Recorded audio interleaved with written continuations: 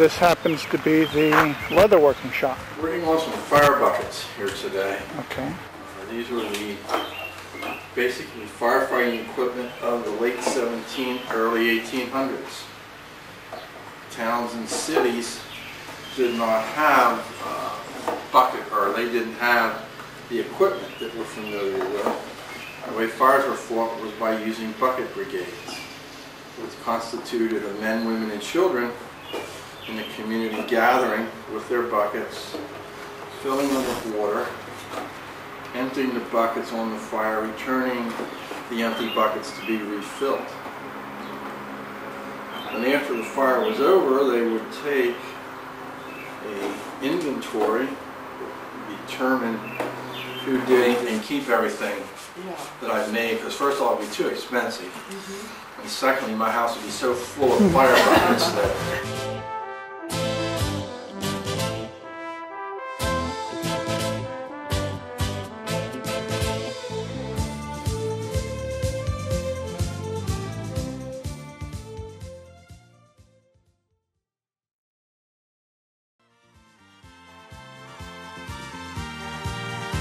kind of like these piggyback trucks that they have today, right? So you can learn to do a number of different things. And we do a nice roast on a string, which I thought about doing today, except it takes a little more attention, and I'll have some paperwork to do today. So you simply bind the roast up with a nice string. You put the string over the crane, and you let it hang down. And then you twist it every time you go past. Well, it's kind of like a rotisserie. And it keeps going around and around, and it rolls so wonderful nice. To get down to the nitty and the gritty, I am cheating a little bit. First of all, I have a right and a left shoe, which isn't right. Second, my stockings don't go clear up to my thigh. Okay? In fact, I'd probably be going barefoot, but I'm reasonably close, but not quite. This is linen, and this is acceptable. This is the only underwear ladies have, but it's also outerwear, which is how I'm wearing it today. It's called a shift. And since I'm dressed for the 1800s, I have the short sleeve one on. This one will probably be the long sleeve one for the 1700s. This is cotton, will probably be linen in the 1700s. The cap keeps my hair from catching on fire. So regardless of my religious beliefs in the 1700s, I wore the cap. And I do wear it today for the same reason. I don't want to catch on fire when I'm doing open hearth cooking. But yes, I'm reasonably close to the way my ancestors dressed. I was up one time, I was dripping lye to make soap, and you used to drip your own lye. You took hardwood ashes and put them in a stump or a wood trough, and you drip water through it, and what comes out is lye. It's very poisonous, and they're being very careful because they had a lot of kids in the grounds. And I had a lot of brownie scouts up there that day, and we were talking about soap and how we made soap, and she said, well, what do you do with this soap? Well, it's your everything soap. You wash your face and your clothes.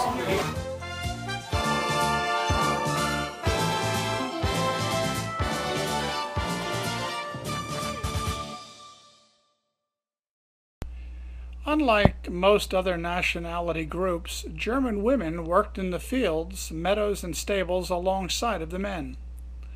Following laws and customs brought over from the old country, wives had more control over their own property.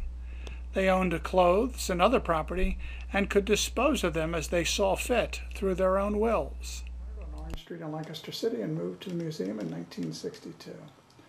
In the mid-1900s, George Reisman operated a doll repair shop in this building. The Reisman house has been restored and furnished to represent a mid-1800s seamstress shop.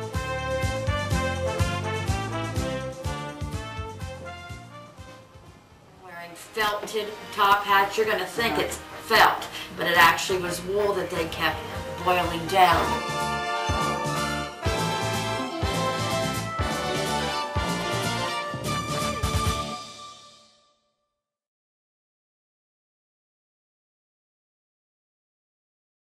The women's garden would have been typically used to grow flowers and, more importantly, herbs for cooking and for medicinal purposes.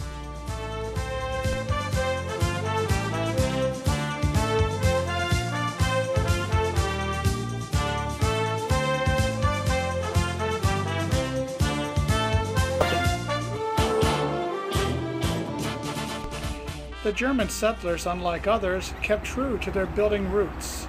Ignoring the vast forests around them in the New World, they built their houses and barns out of cut stone. They decorated their buildings and furnishings with traditional designs of intricately carved scenes and paintings of flowers and birds. We see those today in the Pennsylvania art form known as hex signs, with their colorful and elaborate birds known as distelfinks.